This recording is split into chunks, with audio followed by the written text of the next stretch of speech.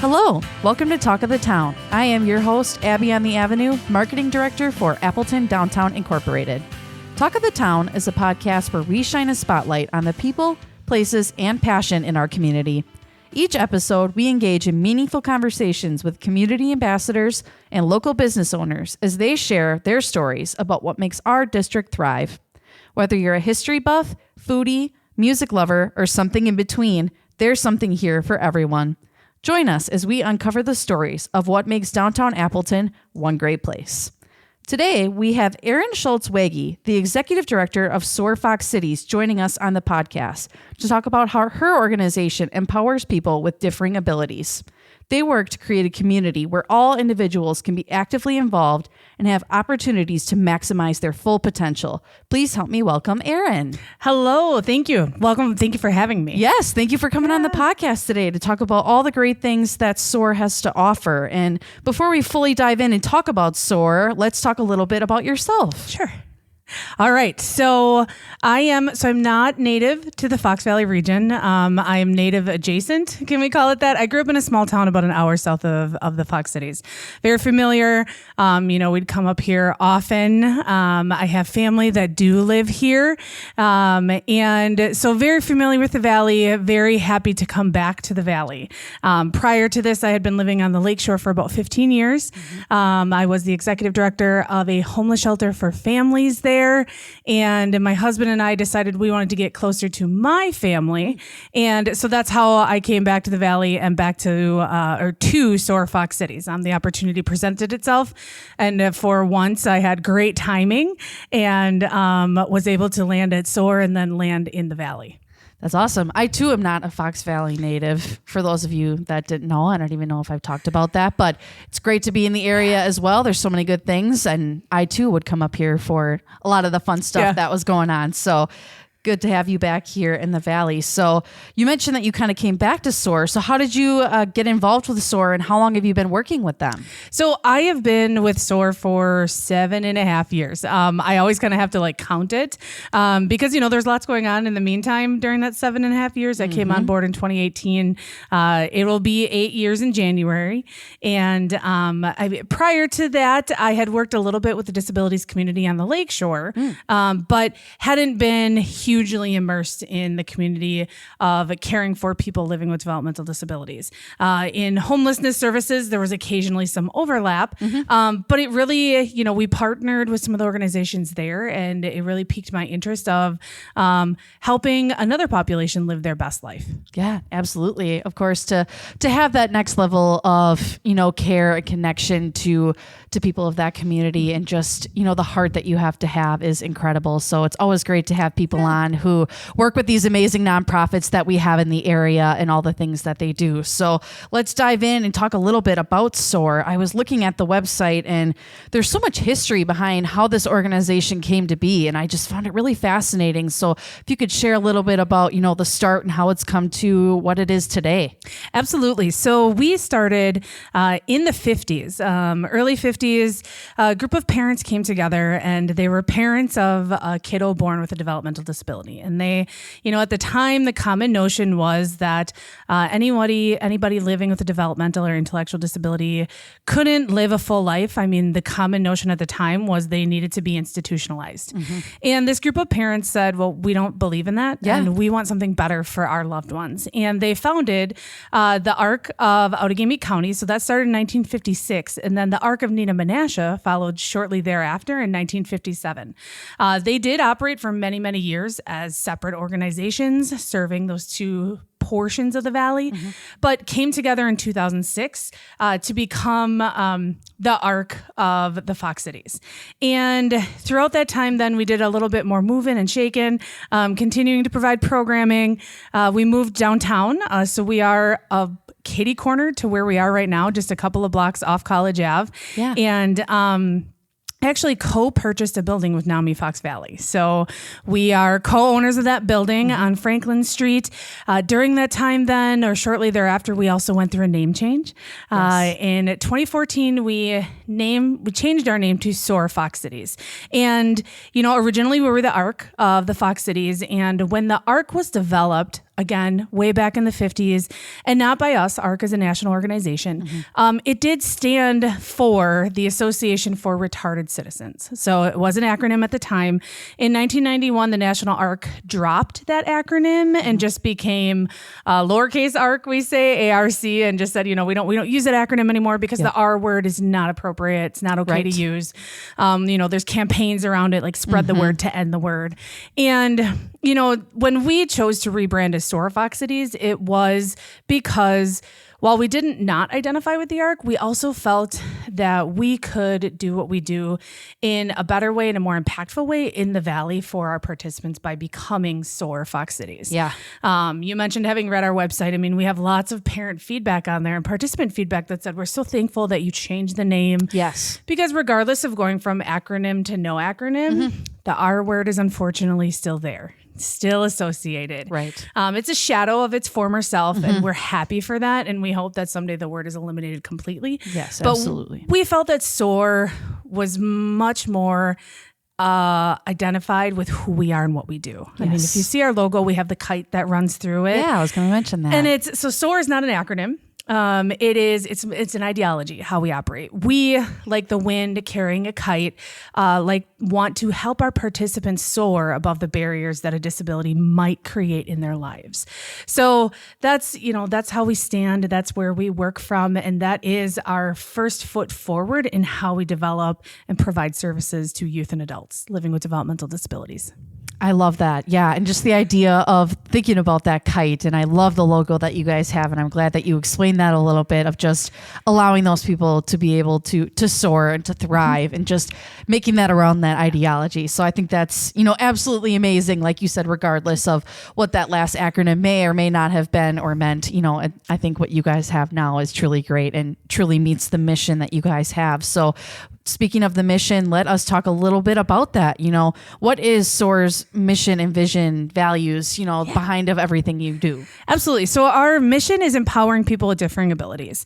Our vision is it is a community where all individuals can be actively involved and have opportunities to maximize their potential. So really, in short, we work to help people live their most independent and their best lives. For everybody we serve, that's going to be a little bit different depending upon what kind of support they need and or have in their families.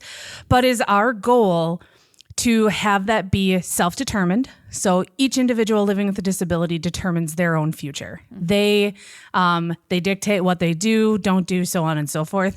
And that's the groundwork for living their best lives. We operate our values. We have 10 values that we operate by. I won't go through all of them, but they really are the groundwork for respect, solid relationships, and self-determination for people living with developmental disabilities.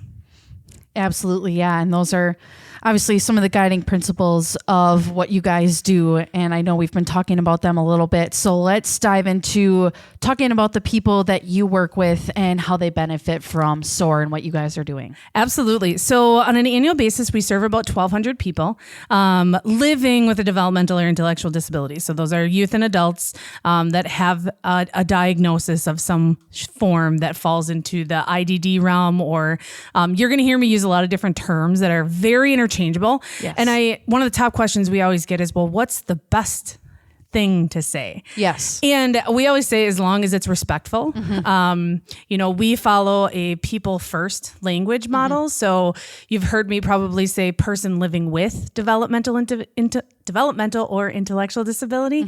And it's because they're a person first and their disability second. Okay. Now there's few changing things with respect to that. And some people do identity first language, like in the autism community, or the deaf community, identity first, because the diagnosis that they have or what they live with is such a part of who they are that they identify that. And it's okay for them to have people identify them as that person. Okay. We just say safety first and go with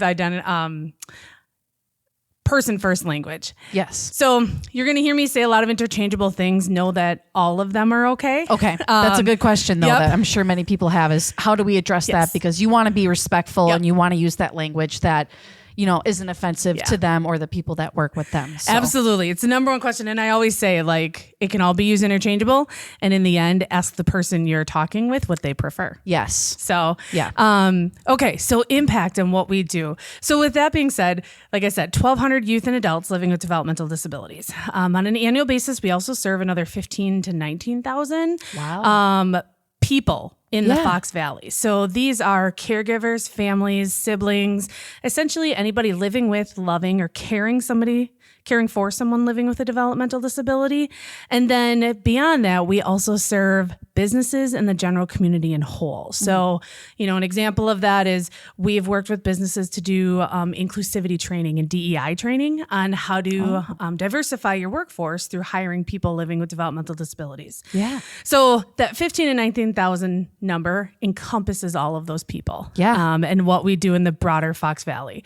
Now, bringing it back to our 1,200 youth and adults, essentially everything that we are doing is aiming to provide them with opportunities, again, to live their best lives. So we have social, emotional, physical, and educational programming that we provide that all focuses on skill sets and or opportunities. Some of it is like if you talk about our emotional support programming, I mean, we do offer support groups for parents to create that network of parents and caregivers to help them through services.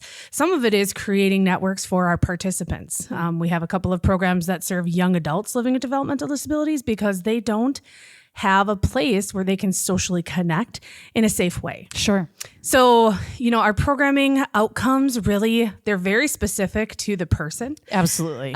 We develop person-centered care plans with, and that's very jargony, but, essentially care plans, we'll call it. Yeah. With our participants, and those focus on the things that they want in life. Sure. What do they like to do? What do they not like to do? How do they like to communicate? What are their long-term goals?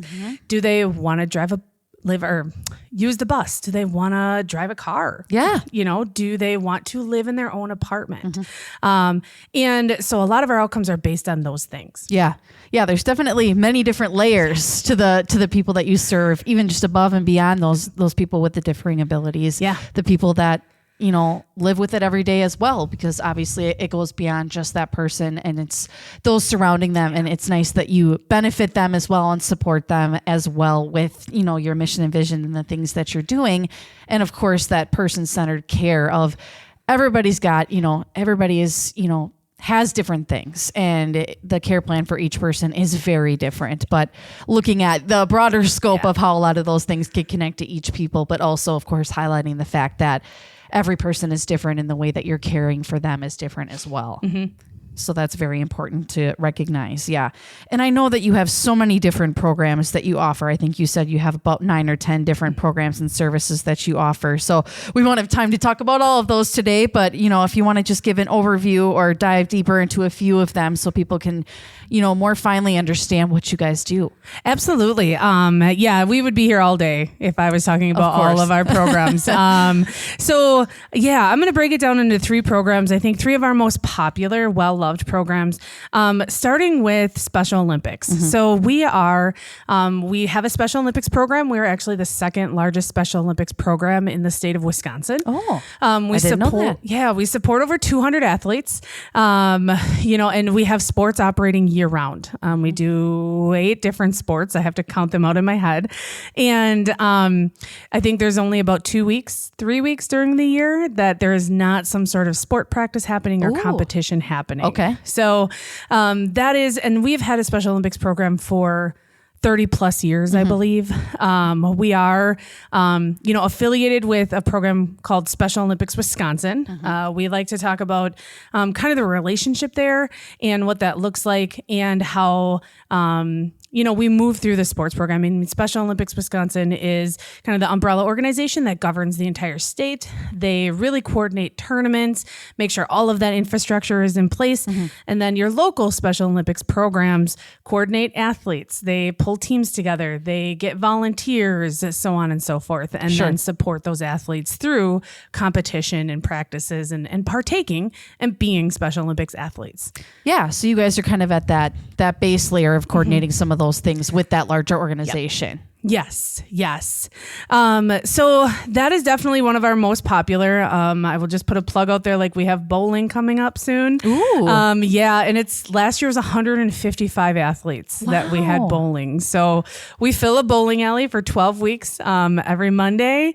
That's awesome. It is one of the most energizing things to be a part of. So if anybody is ever interested, and I think we'll talk more about this later, Special Olympics is a place where you would plug in very easily and love what you're doing. That's awesome. I need some bowling tips. I should ask some of these awesome athletes some tips on how to be a better bowler. Yes. Because I need it. Yes. And we have some amazing bowlers. I mean, like my husband and I do a league, but I don't think I hold a flame to a lot of our bowlers. I'm sure that is awesome. And I'm sure there's a lot of other sports that are involved as well throughout the year. Absolutely. We do bowling, basketball, swimming, track and field, bocce, softball, and t-ball. And we will be launching shortly cornhole. Love that. So that's another one I need some help with. So that's awesome. So a lot of things for, different people to connect to sports on a variety of levels and abilities. Yeah, absolutely. So then our next program, we call it community inclusion programs. Okay. I alluded to it a little bit before, but we have a young adult community inclusion, and then we have just a general adult community inclusion. So young adult focuses on young adults that are age 18 to 30 years old. Okay. And we want to help them create those social networks, those social spaces, utilize the awesome spaces that exist already in the Valley to build connections, build their friend network, and, eliminate that social isolation that so many of our participants experience. So through that, I mean, we use downtown a lot, coffee shops. We have a book club. We come down to several of the coffee shops downtown and just have like a coffee group, kind of a get-together support group. We've done the fire and Pino's Palette and those sorts of things. And they're all built on the things that you and I are going to do with our social networks. Yeah. And we're just providing the vehicle so our participants get that opportunity too. That's awesome. Because they don't always necessarily know how to use social media in the same ways that we do. Sure. Or build friend connections. So we want to build the place for them to build those connections. Yeah. And let's face it, like somebody who's 18 to 30 years old, they have a way different social desires than somebody who's 30, 40, 50 years old. Absolutely. So hence the reason the two kind of separation of the groups, because our community inclusion programs for adults, that has been around for the better part of 15 years. And we do some really cool things with that. I mean, one of our most popular activities is a monthly dance. We have, about 100 people that come and got a DJ and they just jam out and do their thing. That's fun. Yeah, it's snacks. There's themes. Our most popular is our Halloween dance. Of course, I'm sure. Exactly. I love it. It always the costumes, is. everything. Yep. Always is. And again, it's a social opportunity, and it's a way for them to have a safe space, and not just safe with respect to like community safety, but safe with respect to judgment. Sure. Their ability is not seen in these environments because they're with their friends. So the dances are one of our most popular. The other things we do there, I mean, we actually take participants all throughout the state. We have things that we call Super Saturday and Super Sunday. So like we will get on a bus and go to Lambeau Field and have lunch and do a tour. And our participants get the chance to walk on the grass when there's obviously no sports happening, or games happening. Yeah. But they get to experience those things. Yeah. We've gone to state parks. We go to the new zoo, the zoo in Milwaukee. I kind of liken it to like my grandparents used to do the gambling circuit thing where they'd get on a bus at like 7 a.m. Yeah. Then go all around. Yeah. Yep. Like 4 casinos and then they'd be home at like 9 o'clock at night. Yes. It's kind of what we do minus the gambling component. Right. We give them an opportunity to be with their friends. Yeah. And then go to some really cool places throughout the state where they might not have access to get to. Right. If they live in a group home or, just something to that respect, they might not be able to get to the zoo. Yeah. Or to Lambeau or anything to that respect. Yeah. So broadening their horizons while broadening their social networks is really what we're aiming for with that community inclusion program for both young adults and all adults. That's cool. And it, like you said, it's something that I think a lot of us kind of take for granted is just, how we can go and do these things so easily with our family, friends, groups like that. So just simply, covering that barrier, filling that gap of, maybe not being able to get there, and just giving them that, the opportunity for, setting it up, planning it, that transportation, but allowing them to experience the great things that we have, of course, in our downtown community, but throughout the state as well. And, you giving them that chance is amazing.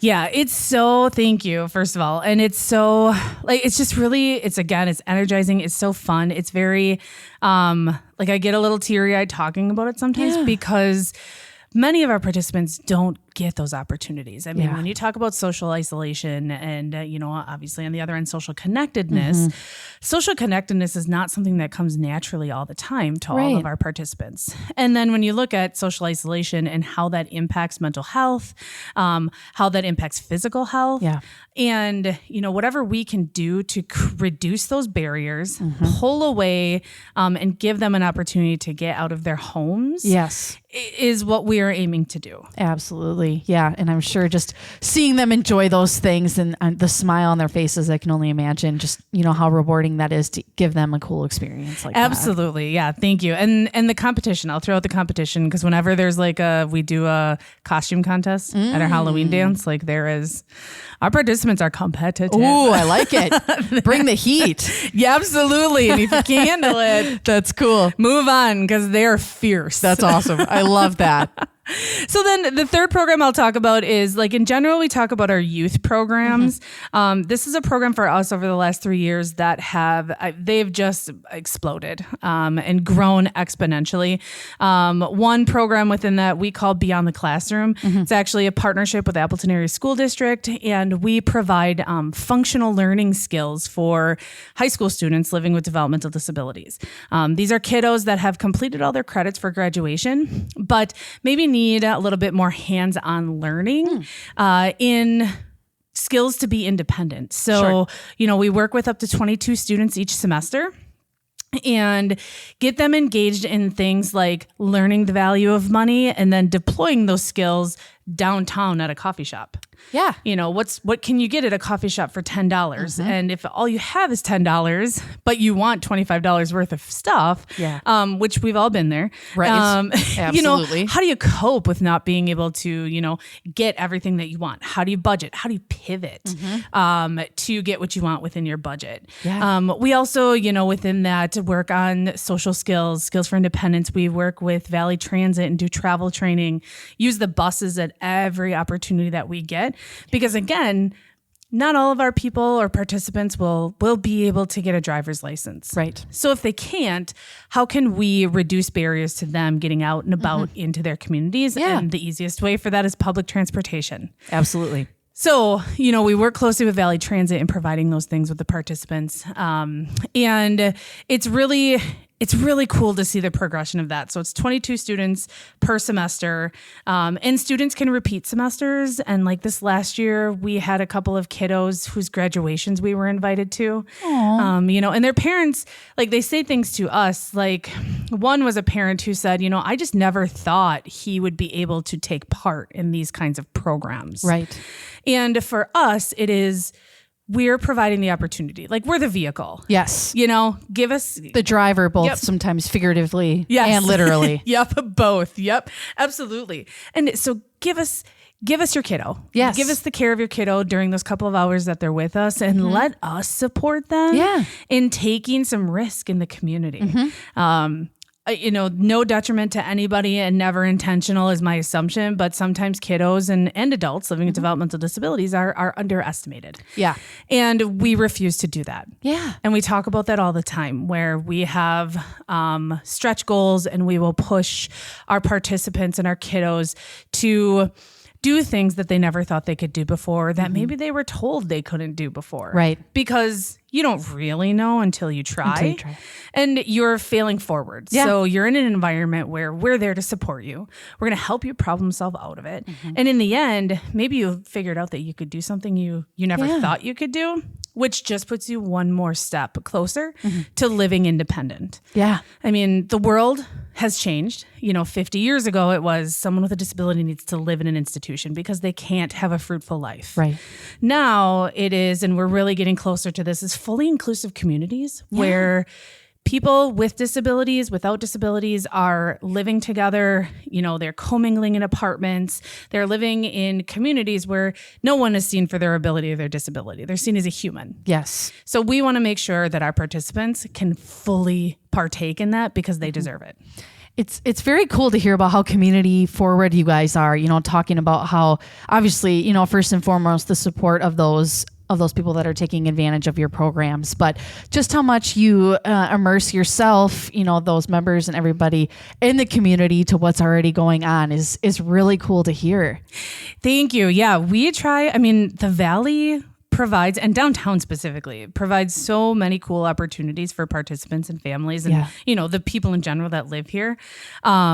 To get engaged. We have groups that go down to music in the park. We had families that went to Pride. Yeah. I'm trying to think of some of the upcoming festivals that are so many great things. Right. That I'm like a part of. And I'm like, I don't see my calendar. So I don't know where I'm supposed to be yet. Yeah. Because there's so many things, right? And it's just, it's cool that they're able to take part in that. Yes. And the chance that you give them to be able to do that. So yeah. And empowered too. Yes. I think, back in the day, I will say, historically, families living with, loving, or caring for somebody with developmental disability didn't always feel very welcome. Right.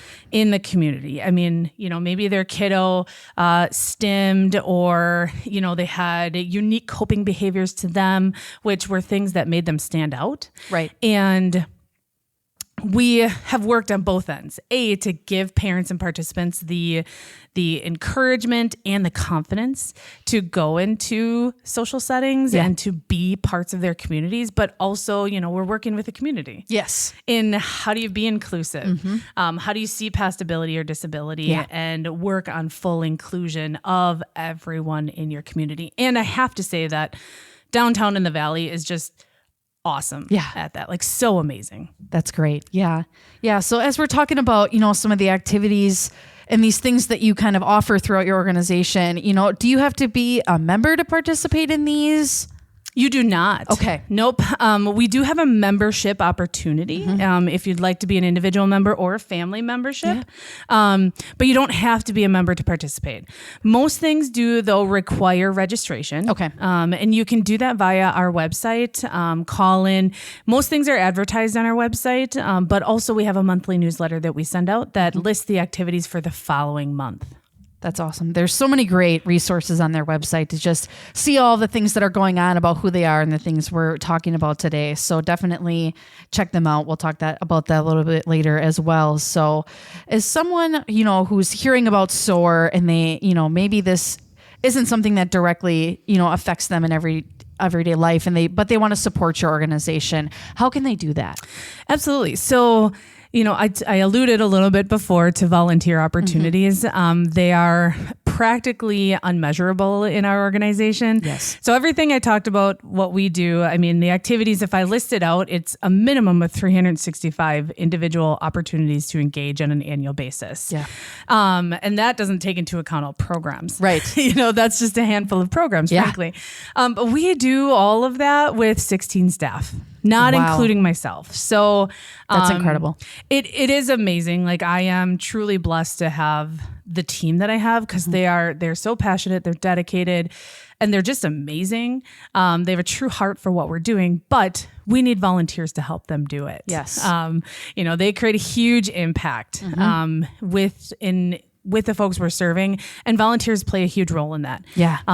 Something as simple as, being present in a cooking class and helping a couple of participants there, all the way through to, we have major events that happen throughout the year and needing 50 or more volunteers for some of those events happening. Yeah. Special Olympics is always in need of volunteers. Yeah.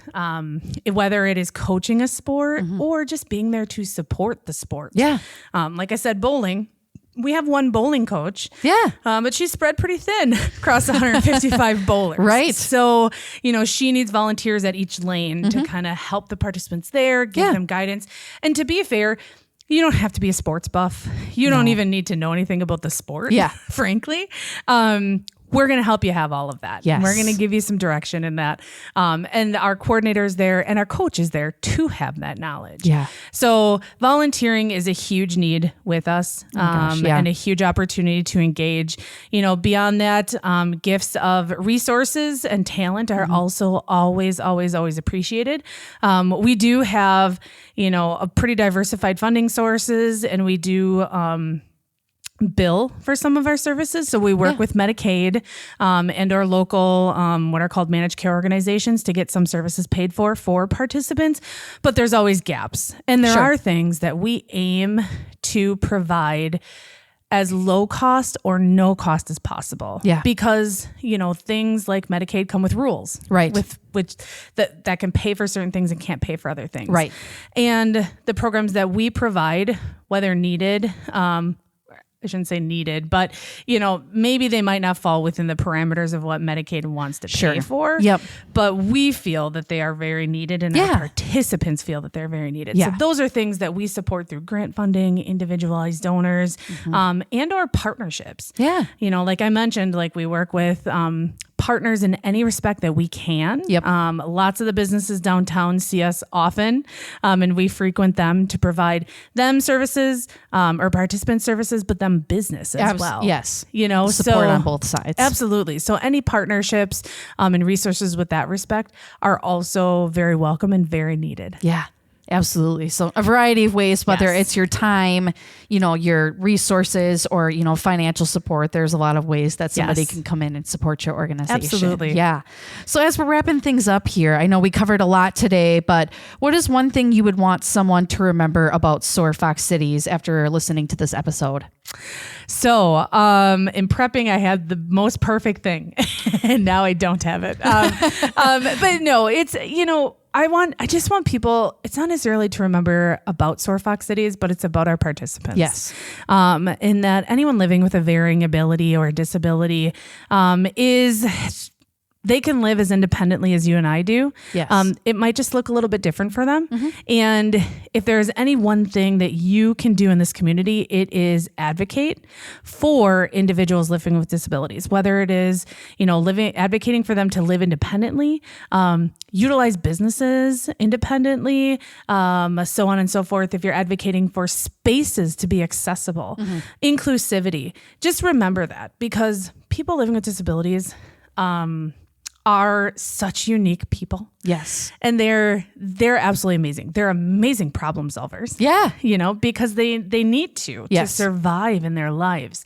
And they are just, I'm sorry. I get a little teary-eyed because they will just make your life that much better. They're amazing. Yeah. If you embrace people living with developmental and intellectual disabilities in everything that you do. So remember that SOAR is here to give that platform and to always help advocate, but always remember that the people living with developmental and intellectual disabilities are everywhere in our community. And they are the one minority group that any one of us can join at any time. Yeah. So if you are supporting someone, whether living with, caring for, loving, or supporting an organization that serves people with varying abilities, you are supporting the future of our entire community. Yeah. Always great to be advocates for them, no matter, how they may, interact with you or touch your situation, for sure. Yeah. And our final question here today, wrapping things up, in your opinion, what do you think makes downtown Appleton one great place? I think it's inclusivity and its acceptance. We are often always downtown. I mean, I would say at least once a day. Yeah. We have groups of folks, whether they're big groups or little groups, visiting local coffee shops, navigating downtown, going to the museum, which is even closer to us now. Yeah. Love it. So the downtown is just, it's so awesome in how it embraces diversity in that respect and embraces our participants and people living with varying abilities in not only just making sure that they're there for them and accepting inclusivity, but supporting them in that journey to independence. That's amazing. And that's great to hear that, so many of the great businesses down here are able to support those people in that regard. So that's amazing to hear. But thank you so much, Erin, for coming on the podcast today and talking about all the great things that SOAR has to offer. And thank you for all of the great things that you do to, support these people as well. Absolutely. Thank you so much for having us, or having me, excuse me. So happy to have the opportunity to share about what we do, and share more about the disabilities community. Yeah. Absolutely. So if you want to learn more about SOAR, you can visit them at 211 East Franklin Street, Suite A, right here in downtown Appleton, or you can find them online at soarfoxcities.com or on their Facebook page. Thank you guys again for tuning in to Talk of the Town. We'll be back with more stories, more voices, and more reasons to love downtown Appleton. Until next time, keep your ears open.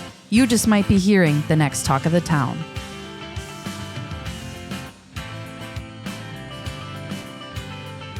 This episode is brought to you by J. Geiger Consulting, a consulting firm specializing in J.D. Edwards Solutions and proud sponsor of Appleton Downtown Incorporated. Special thanks to local songwriter Amelia Ford for creating original music just for this podcast.